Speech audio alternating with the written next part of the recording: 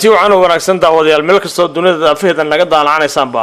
kuna soo dhawaada barnaamijkan aan idinka diyaarinay gunaanadkii nabadeynta deegaanka shidan ee buuraleyda waqooyiga Carigaabo halkaas muddooyinka ugu dambeeyay ay ku dirirayeen dhalinyaro ka soo kala jeeda beelaha deegaankaasi ku dhaqanay balse nasiib wanaag nabad buuxda iyo heshiis dhaxalgal ah laga gaaray waqtigan bismillaahir rahmaanir rahiim bismillaahi wa sanaa lillahi wa salaatu wa salaam ala rasuulillah alxamdulillah suma alxamdulillah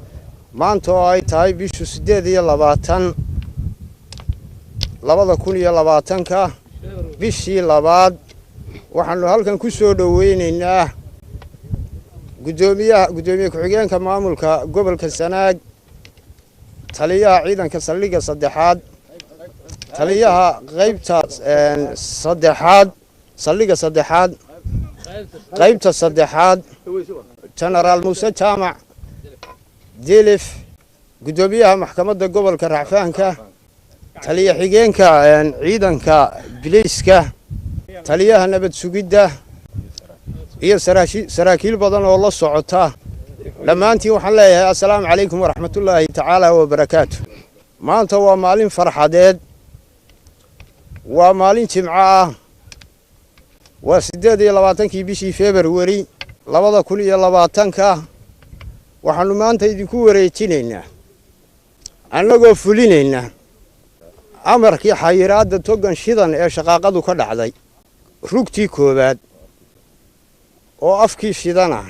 waxaanuna qaadanay awaamirtii xukuumadda jamhuuriyadda Soomaaliland ka soo fulay gudida nabadgelyada ee gobolka ee togan lagu xayirayay waxaanu idinku wareejinaynaa kantaroolka kan oo ah kii koobaad halkaas aynu ka sii wadaynaa ciidanka yagiina waanu ka qaadanay waa ka saaray togan nabadgelyadaanu nasiib buuxda u qaadan oo dhameystiran waxaanu idinku wareejinaynaa af shidan iyo meelihii kale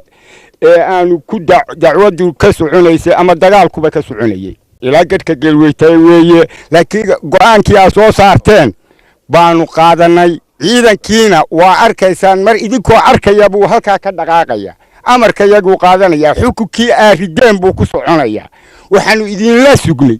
ha arkeen inuu ciidankii marka halkaa uu ka baxayo mid walbana saddexda aagna waa idin tusaynaa xayiraadiina sidii baanu qaadanay xukunkaasaanu qaadanay assalaamu calaykum waraxmatullaahi wabarakaatu hadalkii waa dhan yahay annagoo salaamayna ixtiraamayna madaxda qaranka ee meesha maraysa sidaa la sheegay maanta laga bilaabo oo 28ka bishii labaad waxaanu ballanqaad toosan siinaynaa dawladda inaanu banaynay shidan halka aynu hadeer taaganahay uu yahay afkii shidan ciidamadii joogay ee beesha Muuse Ismaaciil ama habar Yoonisba amarna aan ku siinay amarkii dawladdu soo saartayna aanu sidaa ku qaadanay baanu cadeynaynaa waxaanu halka ku wareejinay waxa weeye maamulkii dawladda gobolka maragna waa laga yahay damaanad buuxnada waa yeelada habar Yoonis baa ballan qaaday wixii xayiraad jabina oo laga saxeexaya Muuse Ismaaciil beesha kale saas la eeg baan ka rabaa goobihii loo asteeyay baanu geenaynaa anagu tilgad baan laga bilaabo saacada waxay ku amran yihiin inay tilgad qadada ku karsadaan wabillahi tawfiiq assalamu alaykum warahmatullahi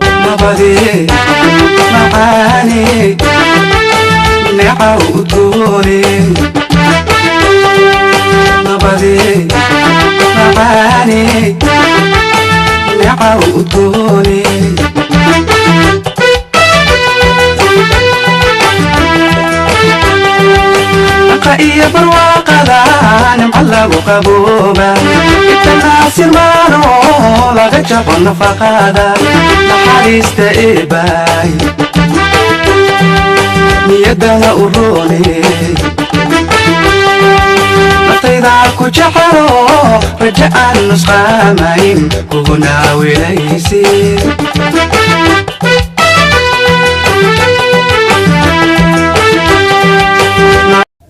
waxaan halkan maanta aanu ku gudoonnay aanu fulin ku samaynay go'aankii maxkamadda Racfaanka gobolka iyagoo dadka magalanaysa beesha Muuse Ismaaciil si sharaf leh ay nuugu wareejiyeen fulintiina ay nala qaateen maanta oo bishu tahay 28 bishii labaad 2020 waxay nagu wareejiyeen kantaroolkii koowaad isla maantana beeshii kale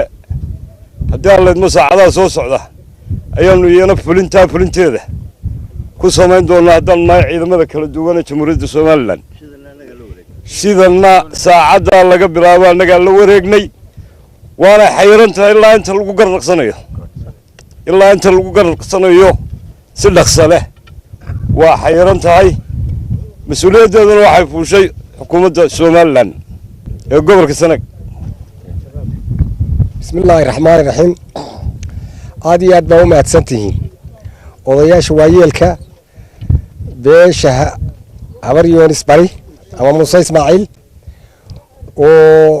maanta ay tahay February 28keedii nagu wareejinaya goobihii ay ka deganaayeen toga shidan oo ahaa dhulkii la isku haystay oo dagaalku ka dhacay ayna banneeyeen tageenna ciidankooduna ku amreen goobtii loo cayimay ee tilgada inay geeyaan annaguna aanu kantarool ku samayn doono reerka kale oo iyaguna nuux cumarna aanu ka doonayno sidaasi la mida inay goobii iyaguna na geeyaan bartii loo cayimana ay tagaan maanta laga bilaabo saacadda laga bilaabo oo ay tahay 28kii bisha February 2020 waxaa la wareegay xukuumadda jamhuuriyadda Somaliland waanu uga wakiilnahay haddaan nahay maamulkii gobolka taliyayaashii maxkamadihii gudoomiyihii sirdoonkii iyo mas'uuliyiin kale oo fara badan annagoo arrintaas u dhan ayaanu la wareegnay goob kastana waa la wareegaynaa sidaasaan rabnaa in hawshaas haddii ilaahayna ku dhammaato aad iyo aad baa u mahadsantihiin بسم الله الرحمن الرحيم الحمد لله رب العالمين وصلى الله على سيدنا محمد وعلى آله وصحبه وسلم إلى هورta mahad leh ugu horeyn inoo soo rageliyay hawsha nabadeynta ay qiimaha badan inaynu isugu nimaadno maanta inaynu joogno aad baan ugu faraxsanahay qaraarkii maxkamadda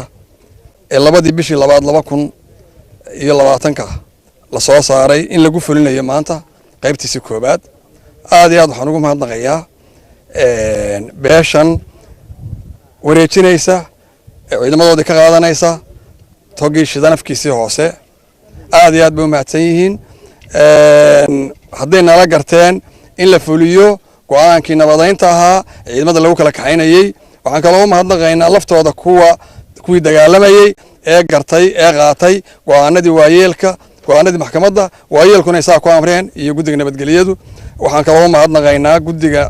ciidamada guddiga nabadgelyada saraakiisha halkan ka maraysa jenaraal muuse taliyaha nabad sugidda taliya ku-xigeenka ciidanka qaybta booliiska oo nabad fulinaya go-aankii maxkamadda lana wareegaya nabadda goobta shidan la yidhaahdo togaa dheereeran sugayana ammaanka tallaabana ka qaadi doona insha allahu wuxuu ka soo celiya aad baad dhammaantiin u mahadsantihiin assalaamu calaykum horta aad iyo aad baan maanta u faraxsanahay waxaan ku faraxsanahay beeshan muuse ismaaciil sida ay noo aqbashay iyo sida hawsha yar oo ay hawshii u dhammaysay oo goobtii koowaad nagu wareejisay maanta aad baan ugu faraxsanahay ilaahayna dad jira idinka dhigo waxa weeyaan ma hadli karayo farxad baan la hadli waayay shidan wax badan baan maqlaynay waa la isku dilayaa dhig baa ka dhacaya dadku ha maqlo inay maanta nabad tahay nabad oo ciidamadii lagu kala qaaday oo la mari karo oo la degi karo oo haddii dabkaa la yidhaahdo beedii ka dhacaysa la joojiyo aad baan idinku mahadnaqayaa beesha muuse ismaaciil qoladii kalena waa u tegaynaayo dee iyada sidaas si la-eg waanu ka filaynaa sidaa darteed aniga kelmaddaydu waxa weeye shidan intii la maqlayay waa la isku dilayaa wax badan bay ahayd in maanta la maqlo nabad weeye baan aada ugu faraxsana taas waa taa tan dambeetona waxaan rajaynayaa odayaasha mas-uuliyadda qaaday iyo raggii laftoodii meesha ka dagaalamayaba inay mas-uuliyad dambe isa saaraan oo aan lagu soo noqon oo nabad waxaan ahayn aan la isugu iman. بسم الله الرحمن الرحيم الحمد لله رب العالمين وبه نستعين على أمور الدنيا والدين aad iyo aad baan runtii u salaamayaa dhammaan guddida nabadgelyada gudoomiyaha maxkamadda raxafaanka odayaasha guurtida cuqaasha u badan iyo ningarboodka saraakiisha kala duwan ee ciidamada xildhibaanada dhammaan ciidanka qaranka ee nala jooga halkan dhammaantiin waxaan idinku salaamayaa salaanta islaamka asalaamu calaykum waraxmatullahi wabarakaatu. salaanka bacdi aad baan ugu mahadcelinayaa run ahaantii guurtida iyo odayaasha ningarboodka ee aynu maanta wada soconay aynu wada soconay iska soo raacnay eergaabo ee labada beelood ahaa sida ay inoola shaqeeyeen run ahaantii aad baan ugu mahadcelinaya waayo waxa weeye waxaynu u soconay nabad waxaynu u soconay inaynu xabad jooji samayno waxaynu u soconay inaynu kala diro dadka islaynaya ee isku dagaalaya halka ay dhiigga ku daadanayo ee walaalaha ehelkaa wada dhashay waa inala qaateen run ahaantii odayaashii si fiican oo sharaf leh bay inoola qaateen waxaynu wadnay ilaa shalay hawl inaynu ciidamadaa isu keenno la kala shiro odayaashaa isu keenno shirar badan baynu gallay odayaashu waa isu keennay waa wada hadal siinay weli waa wada hadlaynaa odayaashu arrintu way noo socotaa kantaroolkii koowaad ee ciidanka muuse ismaaciil ay deganaayeen waa inagaa taagan maanta si sharaf leh bay u banneeyeen waa kuwa halkaa dareeray ciidankii halkaa sii socda toos bay uga baxeen nabadii bay qaateen waa alxamdulillahi rabbi alcaalamiin waa wax laga shaqeeyey odayaasha guurtida qofku hadduu daacad yahay oo qalbigiisu daacad yahay oo nabad u soo guntado way hirgashaa bahar way hirgashaa nabadu way hirgashaa waa hirgelaysaa nabadaasu ilaahayna way noo fududaynaya wayna aragtaa meesha aynu joogno aynu maraynay intaynu soo soconnay waad garanaysaan inta aynu halkaa u jiifnay dhagaxa u jiifnay labada habeen dhagaxa u jiifnay waad garanaysaan waxaasoo dhan waa nabad iyo dadkeenna aynu doonayno waa inala qaateen alxamdulillahi rabbi alcaalamiin hadda aynugu caasi waaliyoodinoo aanay dee iyana aynugu aanay inaga garteen waa alxamdulillahi rabbi alcaalamiin aad waxaan ugu mahadnaqayaa odayaasha iyo waayeelka muuse ismaaciil haddeer aynu goobta aynu joogno baneeyey oo inala jooga hadda sida ay u shaqeeyeen runaantii ballanteennu waxay ahayd inaynu meel kastoo ay joogaan ciidamada labada dhinacay aynu ka bannayno dabadeedna aynu samayno inaynu u saarno guddi labada dhinaca oo walaalaa oo dhex mara oo waxay halkaa shidan yimaada maanta ee shidan colaad la yimaada ee dhibaato keena ee wada ee ku soo noqda inay iyagu mas-uul ka yihiin in reer walba lagala xisaabtamayo haddii ay soo noqdaan oo ay halkaa u yimaadaan ay ku soo noqdaan in iyaga lagala xisaabtamayo waxa u taaganna ay tahay nimankaa odayaasha ee guurtida ee loo xilsaaray waxa loo xidhayo ama loo qabsanayaana inay iyaga yihiin inaan la qabsanayn ninka kusoo noqday halkaa kusoo noqday odayaashaas ay mas-uul ka yihiin ciidan meeshaas iyagaa ka odayaashu iyagaa waayeelkaa iyagaa u jooga xukuumaddii amarkaa sidaa ay u fuliyeen ay u qaateen dhalinyaradaasna ilaahay u sakhiray wiilashoodii weeye ay u qabteen aad baan ugu mahadcelinayaa run ahaantii intaas ayaan kaga baxayaa wasalaamu calaykum waraxmatullaahi wabarakaatu. asalaamu calaykum waraxmatullahi wabarakaatu. dhammaan waan idin salaamayaa dowladda iyo jabhaddaan halka ugu nimi dhammaantiin waan idin salaamaynaa halku waa meeshii labaad waa saldhiggii labaad oo ay deganaayeen ciidanka muuse ismaaciil waa taliskii shidan waxaanu ku wareejinaynaa sidaannu kii koobaadba u soo sheegnay dowladdaannu ku wareejinaynaa ciidankayaga iyo wixii naga joogana waan ka raranaynaa laga bilaabo saacaddaa waxaanu ku wareejinay dowladda waxaanu joognaa goobtii ugu dambaysay ee ahaa madaxa shidan madaxa ugu sarreeya shidan halkan waxaa layaa cadayga shidan ceelkaani joognaa waa cadayga shidan waxaynu ka soo bilownay afka shidan laanta shidan baynu soo marray aan ku celiyay halkana waa shidan waa cadaygii shidan waa halkii u dambaysay ciidankii ugu dambeeyey baynu la joognaa halka ay joogaan bay ka dhaqaaqayaan iyadoo saxaafadda iyo cid walba iyo madaxdu ka tahay markhaanti waxaanuna saxiixaynaa tiradii loo baahdo inaanay soo noqon doonin dowladdu hadday odayaal u dhiibanayso iyo hadday folisteri u dhiibanayso iyo hadday askar u dhiibanayso iyadaa ciddii ay u dhiibayso taqaan hubka dhiga dadweyno haddaadaysataan abid hanka isku goysaan halaag kama baxayno oo hoya seexan mayso oo hurdimaa iyo ubadku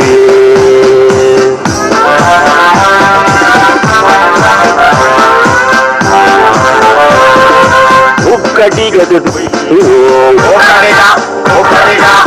haddaadaysataan abid hanka isku goysaan halaag kama baxayno oo hoya seexan mayso oo hurdimaa iyo ubadku بسم الله الرحمن الرحيم الحمد لله رب العالمين وبنا نستعين على أمور الدنيا والدين dhammaan odayaasha labada dhinaca garab sare iyo dhinaca Muuse Ismaaciil ba odayaasha guurtida cuqaasha salaadiinta dhammaan inta la socota dawladda ka socota Janaraal Muuse Jaamac taliyaha ku-xigeenka saldhigga ku-xigeenka qaybta booliiska taliyaha sirdoonka dhammaan odayaasha oo dhan dhalinyarada waxaan idinku salaamayaa salaanta salaamka assalaamu calaykum waraxmatullahi wabarakaatu salaan ka bacdi hawshii aynu uga soo kacnay gobolka Sanaag degmada Ceergaabo aynu haddeer habeenkii shanaad tirsanayno 4 habeen baynu ka soo maqnayn habeenkii shanaad baynu caawa tirsanaynaa waxa weeye waxay inoogu dhamaatay guul bay inoogu dhamaatay iyo nabadgelyo alxamdulillaah rabbil caalamiin maanta haddii labadii beelood ee walaalaha ahaa ee awal behelka ahaa ee dhallinyaradoodu isku yaacday ay wada joogaan oo ay hawshii ka tashadeen in ay nabadgelyo mid waliba qaado kuna soo afjaro goobihii iyo dhulkii ay ciidamadu joogeenna ay ku wareejiyeen dawladda haddaanu nahay way nagu wareejiyeen aad iyo aad baan idinku mahadcelinayaa odayaasha labada dhinacba sida sharafta leh aad noola shaqayseen aad noogu wareejiseen goobihii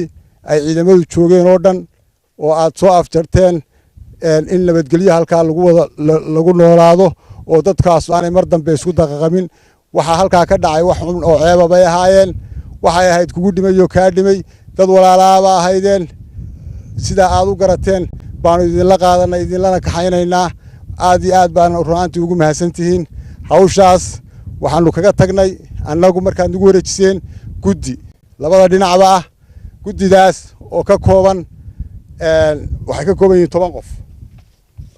10kaa qof waxaa ka dambeeya haddana 30 qof baa ka dambeeya oo waa yeelka labada reerba ah oo 15 iyo 15 oo lagala xisaabtamayo wixii halkaa wax ka soo noqda lagala xisaabtamayo iyaga 10kaa qof aanu kaga tagnay meesha ee mas'uuliyiinta aanu qaadnay waa 10 wada socda oo walaala oo wixii halkaa wax ka xumeeya meel uga soo wada jeeda oo sheega oo yiraahdo halkaas wax ka xumaadeen oo meesha jooga inta gogosha la isugu tegayo ka dhacaysa Ceergaabo ee aanu qoondaynay muddada 15 cisha gogoshaas oo ah gogol aanu annaguna ka nahay goob joogayaal oo joogno oo aanu idinla kaxaynayno aan idinkaga harayn waayo waxa weeye nabadda aynu wada samaynay ee wada qaadanay halka ku wada qaadanay waxaan doonaynaa inaan idinla dhamaystiro intay dawladda ay joogtaana idinla mid baanu waa idinla dhamaystirayna aad iyo aad baa run ahaantii ugu mahadsantihiin hawsha si fiican baad noola shaqayseen aad baan idinku mahadcelinayaa wassalaamu calaykum waraxmatullaahi wabarakaatu bismillaahi raxmaani raxiim ilaahay baa mahad leh ilaahigii halkayna keenay hawshaasna inoo dhameeyey oo si guuli ku jirto inuu ku dhameeyey alxamdulilaahi rabbil caalamiin baanu leenahay halka waxaa jooga waa yeelkii oo salaadiin duqaal waxgarad labada beelood beesha Muuse Ismaaciil iyo beesha garab sare run ahaantii si fiican bay noola shaqeeyeen haddaanu nahay xukuumadda si aad iyo aad u sarreysa bay noola shaqeeyeen goobihii la isku hayay oo labada dhinac isku hayeen oo dagaalkaas ka socdayna dhammaanteed way nagu wareejiyeen labada dhinacba way nagu wareejiyeen annaga kala wareegnay kadibna waxaanu meeshii laga abuuray sida gudoomiyuu sheegay 10 nin oo annaga naga wakiila iyo taliyaha booliska oo nagaga damaynaya muddo gaaban isagoo ka imanaya laakiin 10 kaas oo wada jira oo hal guddi ah baa hawsha gacanta ku haynaya 15 ka ay gogoshu taal madasha ceerigaabo 15 ka casho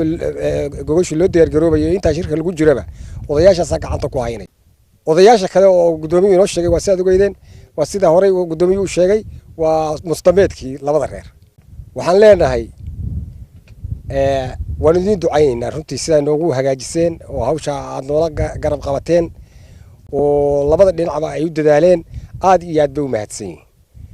waxaanu leenahay waa dad walaal ah wixii dhintay ilaahay naxariistaas iyo wixii dhaawacmay ilaahay u bogadhayo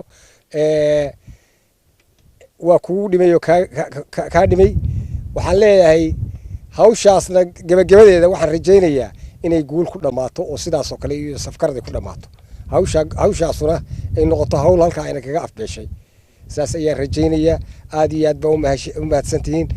bismillaahir rahmaanir rahiim assalaamu calaykum waraxmatullaahi wabarakaatu sidaa ay u soo sheegeen labada taliyaha iyo gudoomiyaha gobolku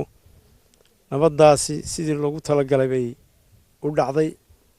meesha shaqada ku jirtay ciidankii dhinac walba ciidankiisi waa ka qaaday waxaa markaa noo dhiman si loo dhammaystiri lahaa wixii murana oo jira muddadaas ah 15 casho in lagu soo diyaar garoobo fadhigeeduna yahay degmada Ceergaabo muddadaas oo ku beegan 15 bisha 3aad 2020 waxaan codsanaynaa qolow in dhinacyadu ay ilaaliyaan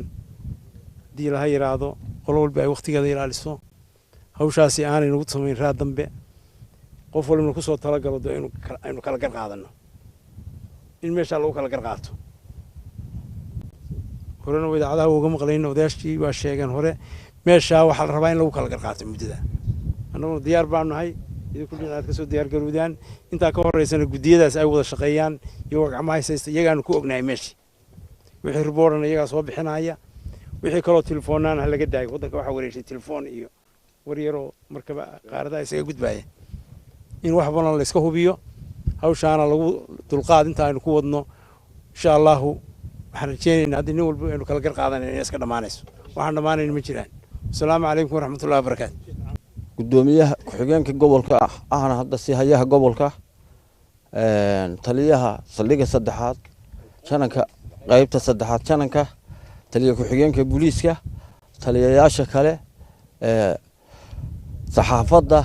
dhalinyarada iyo odayaasha dhinacan kale ee beesha Muuse Ismaaciil dhammaantood waxaan ku salaamayaa assalaamu calaykum salaamta islaamka assalaamu calaykum waraxmatullaahi wabarakaatu inta ka hadal badan ma harin halka waxa saxaafadda loo qabtay hawshii halka ka taagnayd labada beelood ee walaala ah ay iskaga dhaceen lagu dhintay lagu dhaawacmay hadda insha Allah ku soo dabaalatay nabadgeliyo taasoo lagu heshiiyay murankii halkan ka jiray in labada ciidan laga saaro wixii la isku hayo dabadeedna waxa la ballamay muddo 15 cisho ah 15 ka cishana la isugu yimaado degmada Ceergaabo gobolka Sanaag laga wada hadlo iyagoo dad walaala yihiin laguna kala gar qaato cidii markaa gar heshaana welcome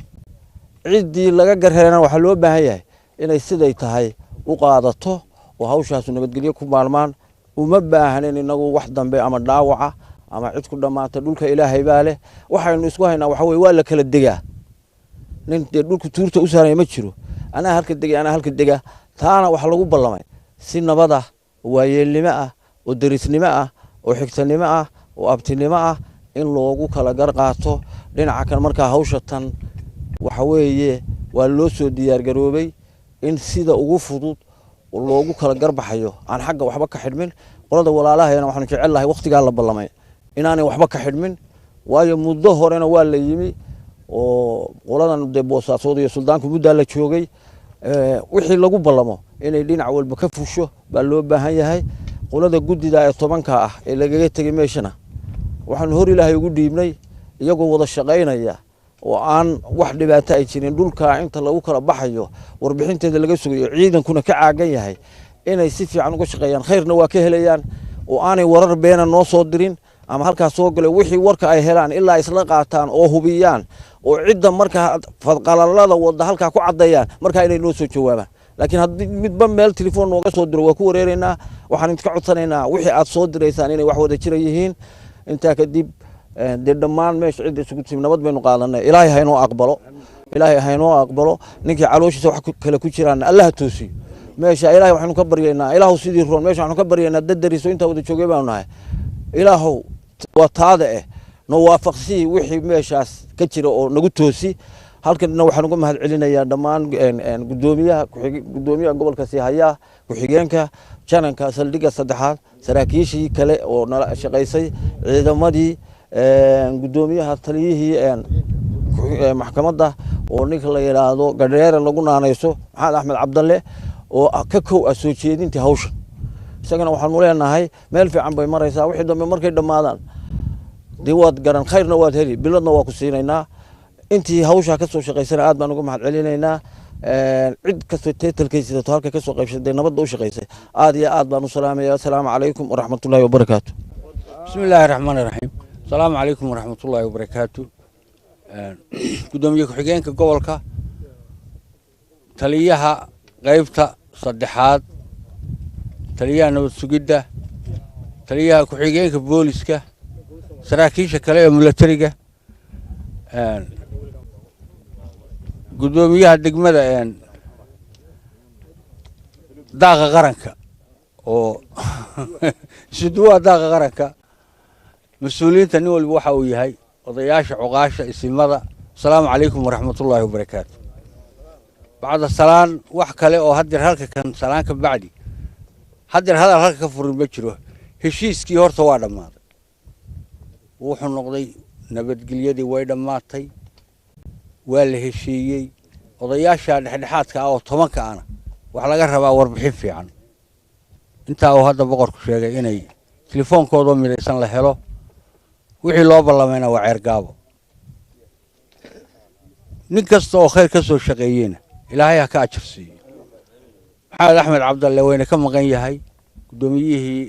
maxkamadda racfaanka ilaahay khayr ha siiyo haddii haatan wax lagu tireen waa laga raali geliyey shakhsi ahaanna waa looga raali geliyey guud ahaanna hadda laga raali geliyo weliba bila sharaf baa la siinayaa baali markay dhammaato dhinaca iyaga haddii wax laga tirsanayena waxa weeye waa horaa looga raali geliyey isaga waxaan leenahay khayr allaha ku siiyo ilaahigii baana ka jasaa'i siinaya wanaagga uu ka shaqeeyey cid kasta oo halkaa joogtana waxaa laga rabaa inay nabadgelyada keliya ka shaqayso nabadgelyada in nin walba ka shaqeeyo cid gaar u lihi ma jirto cid gaar u lihi ma jirto khayr laga helayaa ma jirto dhaqaale nabadgelyo darro lagu bixiyaa waxba tari maayo nin walba uu istifaacayo xoogaagii uu haystay wuxuu isiri deeyaan laga adkaane siiso caagle hadda wadada khayrka ha loo ogolaado wixii la hayo wax walba way noo hagaagayaan raxmaddu waa da'aysaa hana la kala jid qaato waa cid ay ku xidhan tahay iyo waqtigeeda annagu waxaan markaa leenahay aad iyo aad iyo aad baan ugu mahad celinaynaa maamulka iyo degmada iyo gobolka raggii ka soo qayb qaatay ee aad uga damqaday arrinta meesha ka jirta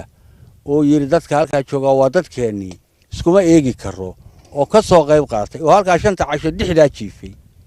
halka aynu haddeer taagannahay oo aynu wacadka ku kala qaadanay waa biyo mareen dhulka biyo mareenka Soomaalidu hadday istaagto iskuma bal furi jirin waxa loo leeyahay dhulka dadka laga raaca halka biyo maraan maanta ninkii halkaa taagan oo nabadgelyo halkaa ka qaatay oo halkaa wacad fur iyo calooshiisa wax kaga jiraan ilaahay inna kama yeelo waa waxyaabaha ummadaha lagu khasifaa webi baynu taagannahay oo geed baynu hoos fadhinaa ilaahayna waa ina arkaa waxaynu ka hadlaynaana waa danteennii ilaahigay hadday jirto cid caloosheeda wuxuu ku jira ama xooga cilqabiga ku jira ha ka saaro qof kastiina haysa annaysa saamaxno khayrna waynu helaynaa ilaahigay raxmad khayr qabtana hayna siiyo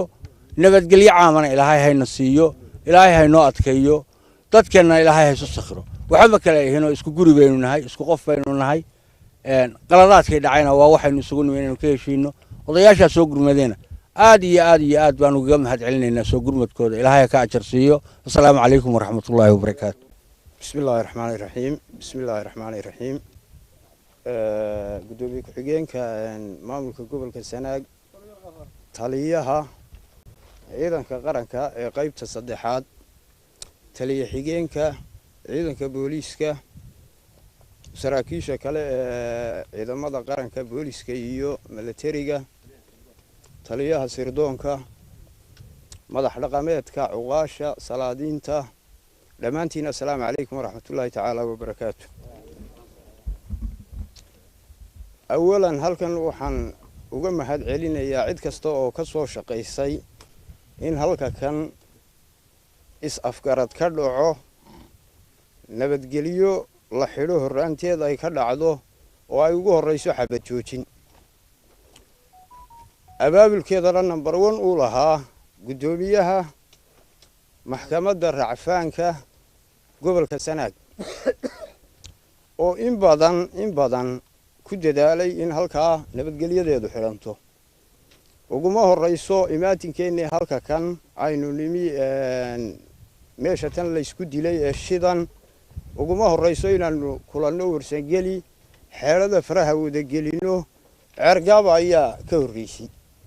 oo aanu isugu nimi mararka qaarkood waxayna la gashay inaan cidiba u dhaxaynin labada beelood ee aanu anagu ka waayeel ahaan halkan nimaadno haddana falilaahi alxamdu dalka kan xukuumad baa ka mas-uula xukuumaddii somalilan maamulkeedii gobolka Sanaag isaga oo u dhan waxay garteen waayeelka iyo salaadiinta oo wada socda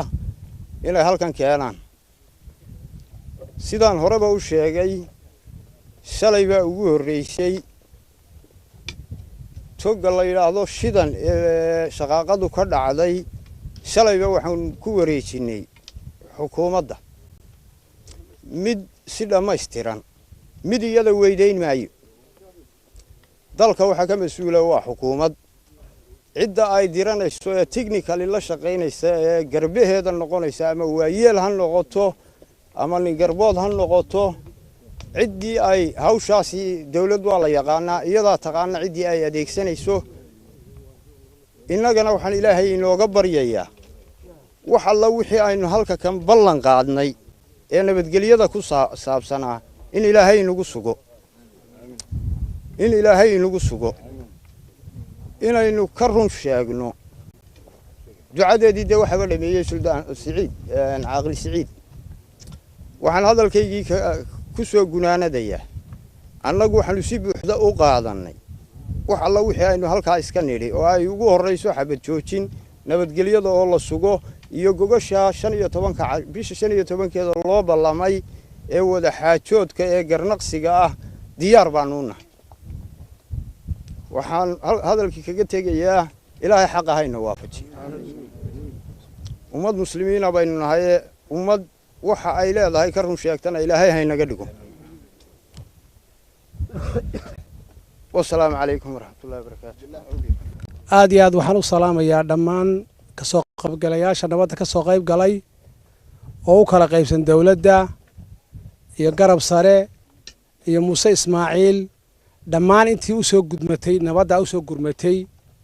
oo kala jaadjaadka ah waxaan leeyahay dhammaantiin marka hore ilaahay baan u maqdanaya waa mahadsantihiin ta kale sida laga soo warramay nabadda aynu halkaa ka xidhnay annagu waxaanu u qaadannay si buuxda oo dhab ah oo aan wax ka soo noqonaya inta aynu meeshaa ku kala baxayno aanay jirin idinkana waxaanu idinka filaynaa tolkayaga iyo gacalkayaga aanu wada degno oo wada isdhallay sidoo kale arrintan waxay soo martay rafad ama guddoomiyaha maxkamadda ilaahay khayr ha siiye raxfaanka khayr allah ha siiye ama taliyayaasha ciidanka ama barisaab ku-xigeenka dhammaan laga soo wada howlgalay ama waayeelkii aanu ceergaabo wada joognay meel kasta ha soo martee gunaanadkeedii wuxuu inoo noqday inaynu maanta gunaanadno oo ilaahay inoo suurto geliyey inaynu ku gunaanadno nabadgelyo xagga gogosha annagu diyaar baan nahay waxaanu kaga ballansannahay si nabadgelyo ah oo gacalnimo ah inaannu u garqaadanno wakhtigana inaannu ilaalinno wakhtigaa la qabtay inaannu ilaalinno halka siciid waa runtiisa biyo mareeka waa la iska raacaayo ilaahu aan biyo mareeka la inaga raacin waayo qalbigeenna maanta waxaa ku jirtaa nabaddanaynu halka u nimi waa inaga dhab dhammaanteen wiilasheennan walow annaa kuwiinni aad u arag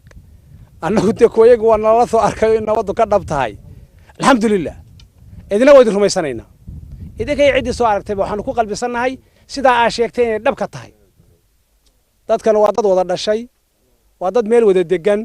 waa dad ilaahay meel ku wada abuuray insha allah waxaynu soo celinaynaa waxaa isu ahaanteennii intii yaradoo ku duushay waynu ka baabiinaynaa nabadgelyada aynu halkaa ka qaadanay diyaar baan nahay hadalkaa inaynu si tolnimo u wada hadallo oo gogoshaa la dhigay aynu ku wada hadallo oo kala gar qaadanno diyaar baan nahay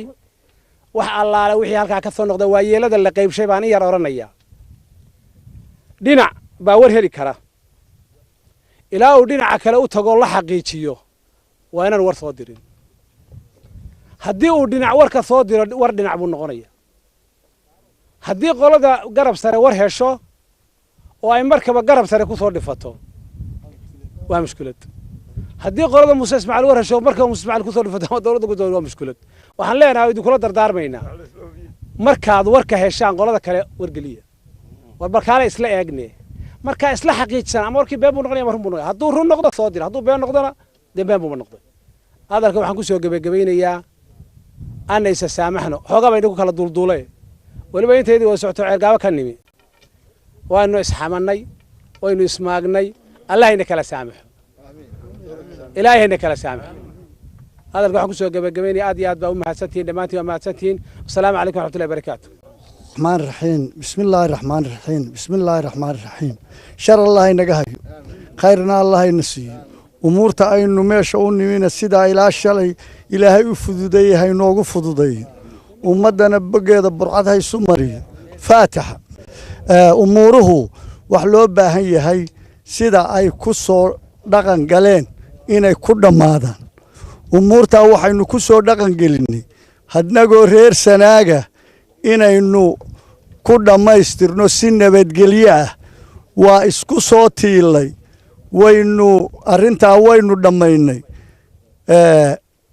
arrintaa waynu dhammaynay shalayna waxay ku dhammaatay in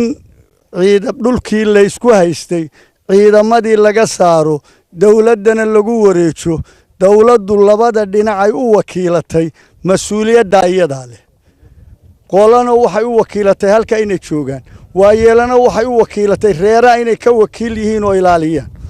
annakuna sidaa waa qaadnay idinkaase ilaalinta iyo mas-uuliyadda sidaannu idinku dhiibnay idinka ayaa dee ka koow ah wixii israacraacinayna waa dawga jira oo nabaddu ku hirgasho oo waannu ogollah diyaarna waannu nahay waxaa kaloo jira warka dalka waxa baabi'iyey war intaynu arrintaa dhammaynayno war aan halkan ka soo bixin cidina yaanay qaadan 10 nin ee loo xil saaray war aan ka soo bixin reeruuna yay qaadan dowladduna yay qaadan umuurtaas oo ku ekaato 10 haddii ay iyagu war beena soo kala sheegaan oo ay ku caddaato in iyaga markaa qisaastu iyaga fadhido wixii ay soo gudbiyaan oo rumoobana ciddii lagu caddeeyo inay arrintu fadhiisato Soomaaliland oo dhan waxa dhibaatada haysata waa ku tiri kutee kelmadda haddaan laga gudbin ku tiri kuteena wuxuu dalku khatar buu geliyaa ilaa iyo gudahay socotaa ku tiri kuteentaas hadalkaa waxaynu doonaynaa reer sanaag inaynu nahay innagoo ah inaynu arrinta inagu cidhib u samayno in wixii la isku og yahay wixii dhaafa khisaastooda la saaro inay inaga soo baxdo waxaan kaloo doonaynaa oo aan ku hadlaynaa sidaa aynu u ballannay inay dawladdu nagu hoggaamiso inaannu annaguna ka howlgallo in aannu daacad ku noqonno sababta dhigaysaa waxa weeye dhiig islaameed ninka kala negeeya jannuu mudan yahay waxaa loo baahan yahay ummaddu weligeed way isqabanaysay waana isdili jirtay laakiin waxa wax ka qaban jiray ama dhaqan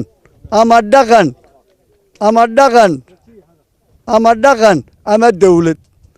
halkaasaa cidhibta loo saari jiray umuuro ka waaweyn baa dhici jiray tii aynu ka soo begsannay waa ogtihiin arrintan hoggaanka aynu ku qabannay haddaynu daacad ka noqonno 15 casho maalinta la fadhiisto 3 casho inagu qaadan mayso sidaasaan ilaahay ka rajaynayaa quluubtaydana sidaasaa ku jirta dadku waa isjiirjiidhka haddii meel abaari daashato oo doo ka dambeeyo halkii caddaydnaqa baa ka soo baxadee waarniqiiba wada ogol lahay in meesha ka soo baxaan annagana waxaan ogol lahay inuu naq soo baxo ninkii naqaa calooshiisa ay wax kaga jiraan ilaahay waxaynu u baryaynaa isaga inay ka muugato keligii waanay ummadda kala gelin sidaasaanu annagu doonaynaa dad isdila dooni mayno carruur agoomowda dooni mayno inama yaryaroo dhinta dooni mayno wixii la isku qabto waa lagu kala baxaa bini aadamku ilaa xawi aadan baa la isqabanayay waa la kala baxaa uun laakiin xabaddanu colaadaheennii horey nagaga tegayoo tanaynu inagu haddaynu reer sanaagnahay ku suulinaynaa asalaamu calaykum waraxmatullaahi wabarakaatu waxaan salaamayaa guddoomiyaha gobolka taliyaha saldhigga afraad salaadiinta cuqaasha dhammaan waxaan idinku salaamayaa salaanta islaamka assalaamu calaykum waraxmatullaahi wabarakaatu waxaa la isugu yimi nabadda halkaa ka dhacday maanta ee lagu kala rabay labadii ciidan shidan lagaga saaray oo midba loo saaray meel gooniya nabaddaa la isla qaatay ilaahay subxaanahu wa tacaala baa mahaddaa iska leh ciddii ka soo shaqaysay oo ugu horreeyo guddoomiyaha maxkamadda rafcaanka gobolka sanaag aad iyo inta ka soo qayb gashayba waxaan leenahay jasaakallaahu khayra aljazaa ilaahay subxaanahu ha la adkeeyo nabadda waayeelka waxaan kula dardaarmayaa waxaa la yidhi ilaahay aayad qur'aanu soo rogi aayadda qur'aani waxay ahayd fain jaa'akum faasiqun binaba'in fatabayanuu baa ilahay yidhi war haddii war laydin keeno warka iska caddeeya warka ha qaadanina markaba waxaan leenahay ilaahay haynoo sii adkeeyo ballankaa 15 cashaana waa ku dhammaanaysaa waa la iscafiyey nin waliba ehelkii iyo isu ahaanshihii iyo wixii ilaahay subxaanahu wa tacaala ayna faro aynu qaadanno oo ah dadku deriska iyo xigtada iyo walaalnimadu inay tahay diinta kow ka tahay taa ha lagu dhaqmo aad baan idinku ducaynaa wassalaamu calaykum بسم الله الرحمن الرحيم الحمد لله رب العالمين والصلاة والسلام على سيدنا محمد وعلى آله وصحبه وسلم dhammaan shirka kan ay isugu yimaadeen guddida nabadgelyada gobolka salaadiinta boqorada waayeelka labada beelood halkan isugu yimi assalaamu calaykum waraxmatullaahi wabarakaatu salaan kadib alxamdulilahi rabbi alcaalamiin ilaahay baa mahadle mahaddaa maanta aan ilaahay u naqayno isagaa suurtogeliyey inaan halka isugu nimaadno inay dhammaato arrintii halka kan aanu maanta joogno toggan shidan ee muddada badan ay ka socotay dhibaatooyin fara badan ay ka dhaceen dhimasho iyo dhaawacba ay ka dhaceen ilaahay baa maanta suuro geliyey in halkan isafgarad iyo heshiis qiimale uu ka dhaco oo gacmaha maanta la isqabsado waa wax ilaahay loogu mahadnaqaa waxaa lala yimi runtii niyad inama alacmaalu binniyaatin baa ilaahay yidhi niyado wanaagsan baa laisula yimi qalbi xaadhnanaan baa laisula yimi ilaahayna waa aqbalay ilaahay baan mar labaad u mahadnaqaynaa dhinaca kale halka kan maanta waa wax laga barto runtii ma jirto ciidan milateri ciidan xukuumadeed oo kala duwan oo halkan yimi oo maanta togga kan kala dhex jooga beelaha kan ay wax kala gaadheen waxa weeyaan cid allaale iyo cid kala dhex joogtaa ma jira si niyada ayay u heshiiyeen oo isu afkarteen oo wixii u dhimanna ay doonayaan inay u dhammaystaan insha allah muddadaa la sheegay 15 casho ah gogashaas sucaargaabay taallaa halkeedii baanu ka haynaynaa ilaahayna waxaanu ka baryaynaa inuu ilaahay dhammaystiro wixii muran ah ee ka jiray halka kan waxaan ugu baaqayaa reer sanaag tallaabada tan waa tallaabo wax laga barto in lagu daydo oo ummadii khilaaf ma weydi hadday wax yimaadaan war dadku ay isu tanaasulaan oo ay heshiiyaan oo danta lagu soo dhowaado aad iyo aad baad mar labaad iyo mar saddexaad u mahadsantihiin asalaamu calaykum waraxmatullahi raxmaan raxiim maanta oo bishu 29 bishii labaad 2020 waxaanu joognaa togga layaado shidan wuxuu u jiraa qiyaastii 48 kilomitir laasqoray halka waxaanu nimi nabadayn laba beelood oo walaalo ah oo isku yar dhacay waxaanuna ku nimi go'aan fulineed oo maxkamadda racfaanka gobolka ah shalay oo bishii 28 ahayd ayaanu fulinay go'aanka maxkamadeed halka waxaa ka soo baxay markaa go'aamo dambe in la isugu yimaado bisha 15keeda bisha saddexaad 15keeda 2020 gobolka Sanaaga degmada Cergaabo ciddii ka habsaantaana laga gudanayo waajibaadkeeda waxaanu halkan u qaybinay 10 nin oo shaniba dhinac tahay oo isku gaari ah oo amaradii ka soo baxay maxkamadda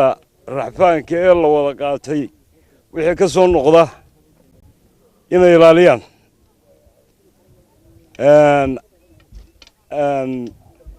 waxa kaloo aanu sameynay 15 oday oo dhinac walba ah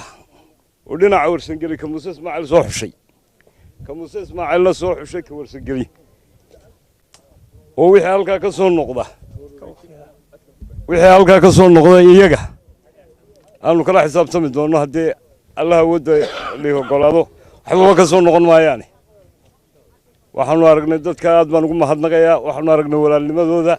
daacadnimadooda ilaahayna waa la garab gelayaa barwaaqo bashbash baan nuur jeedina wassalaamu calaykum waraxmatullaahi wabarakaatuh bismillaahi raxmaani raxiim bismillaahi raxmaani raxiim wasalaatu wasalaamu calaa ashraf alanbiyaa waalmursaliin وبه نستعين على أمور الدنيا والدين وبعد السلام عليكم ورحمة الله وبركاته halkan dee waxaa laga sheegay sida waayeelkii hore sheegay ama ay madaxda maamulku sheegtay halkan waxaa ka dhacday xabad joojin waxaa kaloo halkan ka dhacday ballanqaad lagu ballamay 15 maalmood gudahood in gogoshii dhulka la isku hayo wadahadalka loo fadhiisto waxaa kaloo la kordhiyey oo shaqada la qabtay ka mid ah 10 nin oo shaniba dhinac tahay oo inta 15 ka cisho ka horeysa ama inta shirka loo fadhiyo gudihiisa halkan wixii ku soo kordha ka soo warbixin doonta insha Allah biidmillahi taala waxa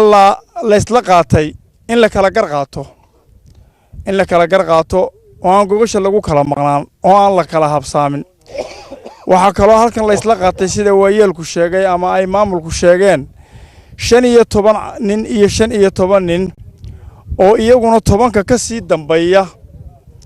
oo iyagana lagala xisaabtamayo wixii shaqaaqa ah insha Allah Allah inaguma keenee ee halkan ka soo noqday Allah subhanahu wa ta'ala quraankiisa wuxuu ku tilmaamay wattaqu fitmatal ladina la tasibu alladina talamu khassa Allah wuxuu sheegay waxa ka baqdaan fidmo aan ku khaas noqon doonin cid samaysay qula laakiin idin caam yeeli doonta wal billah waxaan dardaarmayaa in dadku fidmada iska ilaaliyo ilaahay subhanahu wa ta'ala ka cabsado intaas baan ku soo gabagabeynlayaa oo billahi tawfiiq wassalaamu calaykum waraxmatullahi wabarakaatuh kalaanka dib waxaan u mahadnaqaynaa ummadda meesha u soo saaciday oo nabadgelyada u timi oo meesha dheer wati masaafada halka u timi ilaahay baa ka ajar siinaya xaj bay ka dhigan tahay in xajay bay ka dhigan tahay iyagana mahad bay leeyihiin mahad weyn ilaahay baa mahad labaad iyaga leh tan labaad nabadda maanta faa'iidadeeda halka laga dhaliyay dadka deegaanka oo beesha oo dariska abaale baa ka faa'iideeyay maxay ku tahay waxa la yiri kabifay bay ka dhamaata dadka dariska ah baa dhibtu ku dambaysa dadka walba iska taga dhaca qaxa iyo barakaca iyo dilka iyo dhibaatada oo dhamay ku dambaysa marka waxa weeye waa dadkii walaalaha ahaa waa kuwii xiidka ahaa waa kuwii ehelkaas dhex marayay shaydaan baa dhex galay shaydaankii maanta waa naaray baad ma garatay ilaahay idankiina sidaynu ahaan jiray dhulka ilaahay wuxuu yiri dhulku waa idinku filan yahay nooshiin iyo dhimashadiinaba baad ma garatay isagaana iska leh innagu waa laynu ku nooleeyey nabadgelyadiisa iyo baa laynoo dhiibay iyo mas-uuliyaddiisa rag baa loo dhiibay inaynu ilaalino baa xaq laynoogu leeyahay inaynu xurmadaynu isku lena ilaalino baa laynagu leeyahay saddex xaq baa binaadamku isku leeyahay saddexdii xaq baa dadka dariska maanta waynugu dhantahay inaynu wax fiirino badan baa laynoo baahan yahay inaynu danta eegnaa loo baahan yahay waxa weeye ilaahay muwaafaqadii waa ina siiyey ilaahayna waa inoo kordhinaya haddaynu daacad nahay marka hadda waxaan leeyahay waa la ballama wax la yidhi ilaahay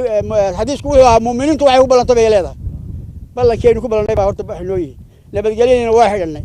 ilaahay baa wixii kale inoo siyaadinaya sidaasaynu kala garqaadanaynaa wasalaamu calaykum بسم الله الرحمن الرحيم بسم الله الرحمن الرحيم الحمد لله رب العالمين وبه نستعين على أمور الدنيا وصلى الله وسلم على سيدنا محمد وعلى آل سيدنا محمد حل الدنبين تشوقنا عد كستي تيتلك أيلي هذا هيبان كسلام يا السلام عليكم ورحمة الله وبركاته أنت كبعد عد الله عدي ماشى كهذا الشيء إيه أحيد جددي نبت جليدة إلا بدأ بيلاد حبت شوكينتا إيه نبت جليدة حريتان كذا ماشى أتمي وحلا عليه وحي هذا اللي يجيه الريان سدا أي ودقين بان ولقبا ديارنا أن وقلش شقينا صلاة يجوعان نقد عدو أن وداعنا أي تاي موقف كأي كقبين شد كأي كمرين بانو قوة التحنة أنت وي قدوميه محكمة ده هذا أحمد عبد الله يا رنتن بدق هذا يبلغ هذا أنت هذا مهم كإلهي كو إلهامي إمك جوابته وكم غيه حالي سجالدي مركي أي هاي أيها أمر كسر دعي أمر كسر أمر نبضي سفر أها إلى نيروبي باللغة يري ونوسي دعينا ونونا فصحناي استجينا ونوسي دعيي على كل حال وحنولنا هاي نبت جليدا قلب جيجا عرب كيجا جعان تيجا فعل كيجا انت بالديار وحنونا هنا نوحك قبلنا إلهينا وحنكبر يا إلهينا وحنكبر يا وأنو مرتي وقولنا هاي وأنو كعد صرينا أرنتها إنه قبول يقول لك جالسيو وحي وقف بني آدم قبان كريه نبت جليا أصلاحنا ديار بانونا هاي السلام عليكم ورحمة الله وبركاته بسم الله الرحمن الرحيم أنيقو وما هذا البلان بوما بحنا وحن هلكا وقو بحي إنك استوان سلادين تي كلي يوتشوغينا نان هاد رسو شاعنا يوغاسني ماذا بيلاها جرحتي سيباريقا إن أنا هالكان كلمة ديدا كيراهدو وحكالو أن ماشي هذا القمها ديسنا وحلا يراهدو هورا لو يري لكن سي وجيدada idu waxay noqotay mar haday salaadiin tii kala joogtay ee madaxdii kale beesha warsan gali joogay adna ugaasnimadii hadda ba shaacisay de hadalada kelmadahaaga nabadgelyada ka dheh horta sidaa waayeelkayagii yiraahdeen baanu aad ugu raacsanahay nabadgelyaduna waa taal baanu ballan ku qaadnay وانا كسححني وانا كو دمانيسا وانا كنا شقاي دمانيسا نيكي جعلا ان رصاص كسي سقطنا واحد اركتا انغا تلada yadiyo maskaxda yadiyo ku heshiinay cidina hadii mid Muuse Ismaaciil jeclaa iyo hadii mid Warsangeli jeclaa iyo hadii mid kaleba jeclaa inay sii socon mayso annaga deegaankayagii iyo ragayagii gobolka u dhashay ee runta ahaa baa ku heshiiyay assalaamu calaykum wa rahmatullaahi wa barakaatuh dhammaan ka soo qayb galayaasha halka isugu yimi salaadiinta lahaa boqorada lahaa jananka lahaa gudoomiyihii gobolka ku-xigeenkii lahaa sirdoonkii lahaa shiine oo ahaa taliya ku-xigeenkii booliiska iyo dhammaan odayaasha halkaa ka soo qayb galay hadday cuqaal tahay hadday waxgarad tahay waxaan ku salaamayaa salaanta islaamka assalaamu calaykum waraxmatullahi wabarakaatu intaa ka bacdi dagaalkan wuxuu soo socday muddo wuxuu bilaabmay bishii 11aad 25keedii intaas oo dhan oo halkaas ku leeyayseen labadeena reer ama Muuse Ismaaciil ha noqoto ama garab sare ha noqoto cid gurmada oo gacana oo adasheen ma jirin qoliyaha kale marka halka bari galbeedka wax ka dhacan marka waa loo gurmadaa waxa ku toosaysaa inaan cid idin rabin oo cid idin rabtaa xagga idin ka xigin bay idin tusaysaa inamada idin soo gurmaday waa inamadii gobolka Sanaag hadday bada saabtay iyo hadday janan tahay iyo hadday taliye qaybad ku xigeenkiiba tahay waxay u soo gurmadeen dadka walaalaha ee ehelka ee ehelka leeyihiin kala gaara u soo gurmadeen maanta waxa qaadateen inaad heshiisaan inaad gogol nabadeed ku wada hadashaan inaa isugu timaadaan inaa ku kala qaadataan dhibaabihii dhacayna ka wada hadashaan annana oo idinku ducaynayna waxaan leenahay ilaahay ha idinku garab galo ha idin taamiyado baan leenahay dowladda waxay ku tusaysaa maanta markii laydin waayey 20 askari oo 15 casho idin ilaaliya oo iyagu ay ahayd inay ilaaliyaan oo hawsha nabadgelyada leeyihiin aad ka xulateen odayaashiinii labada dhinaca waxay ku tusaysaa deeran markaad diyaar leedinahay aadna waa noogu dhaliilaynaa xukuumadda waxaan ku dhaliilaynaa shidan hawshaa ka dhacday oo ay ka gaabisay oo aad uga gaabisay oo ay iyaga isxil saareen labadii qolo ee wax kala gaadheen ee walaalaha ahaa ehelka ahaa iyo odayaashoodii iyo intaa gobolka la joogtay ahaa ehelkooda ahayd ay iska xil saareen waxaan leenahay 10 oday ee la xil saaray ee loo xil saaray inay goobta ay dawladdu ilaalin lahayd iyagu maanta ilaaliyaan xil baa qaadeen nin xil qaadana eed qaad idinkoo isku mid ah idinkoo isku gaadhi ah idinkoo walaal ah ina arrintaa ka gungaadhaan oo aanay kala fiqin oo qoloba meel dhinac war ka soo dirin baa laydinka baahan yahay warka aadka wuxuu yahay oo shalay aan la kulmay nin baa igu yidhi walaalkay baa dhinaca dagaal kaga soo jiray shidan anna dhinacan aan kaga jiray buu yidhi habeenkii wiila hadloo yidhi waa halkaan joogaa farxaasaan soo taagna aroortii baa layidhi warqaado qoriga ula hadla tagtaa safka hore gal arhooyo 2 nin wada barooran kari mayso buu yidhi walaalkay baa halkaa ku soo jiro xalay la soo hadlay walaa aanu gelin halkaasuu ka baxay waxaa ku tusaysaa dadkaasi waxay isu yihiin walaalaha ay yihiin wiil iyo abtigii yihiin wiil iyo seedigii yihiin dad ehela oo ay tahay sidii baho iyo darays oo kale ama kaba siiba halkaysan tahay intaanu halkaas ugu nimid aanan qaraabe ama qoys ama abti ama inaabti ama hawrdaag aanan ahayn ma jiro ilaahay waxaan ka baryayaa inuu boggiina burcad isu mariyo inaad garataan sidaynu ahayn inaad garataan walaalihii inaad garataan inaynan waxaas waxba ina tarayn maanta la isku hayaa inaguna wada filan tahay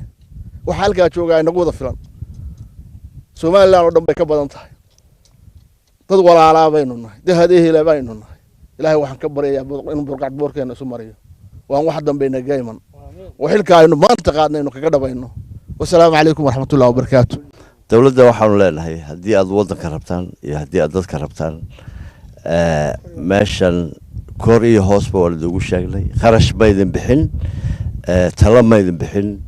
عيدا مايدن بحن مركم حكوا شغلة إنسان قبل كسناك واحد كربتان أو كل شغلة إنسان وام حي maanta halkan nabadgelya ka dhacday waxa loo baahnaa 15 ciidan ciidamadii way buuxaan algaabo meel kala maraan bay waayeen yuba way joogan buuraha way joogan meel bay joogan maxaa looga jeedaa xeebihii iyo dhulkii khayraadka lahaa iyo dhulkii dahabku yiil iyo dhulkii kalluunku yiil waxaanu arkaynaa inay qiimo idila lahayn qabaylkaasuna waxaad jeceshiin inay isku madhaan oo hadhowta aad idinku ka faa'iideystaan marka isku maran mayno nabad baan ka shaqeynaa aqligayga baa shaqeynaya walaalaanu nahay waxaanu doonaynaa haddii aad rabtaan meesha wax ka qabta haddii kalena sidaa ku maqlaada wasalaamu calaykum waraxmatullahi intaasna waxaynu ku dhamaaday barnaamijkii aanu idinka soo diyaarinay nabadeynta deegaanka shidan tan iyo kuwan dambena waa anigu cabdullaahi xuseen darwiisho idinku dhaafaya asalaamu calaykum waraxmatullaahi wabarakaatu نبضي معاني فرحتي نروراي نبضي معاني نحكي عراداي